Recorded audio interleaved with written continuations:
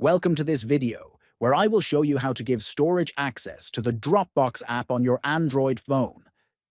This is an important setting that allows Dropbox to access your files and media, making it easier to upload, download, and manage your documents directly from your device.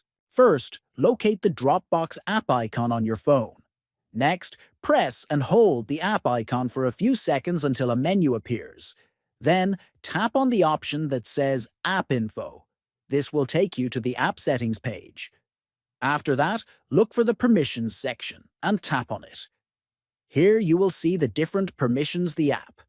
Find Storage and select it. You will be presented with several options for granting access. Choose the option that allows access to media only. This means Dropbox can access your photos, videos, and audio files without full access to all your files.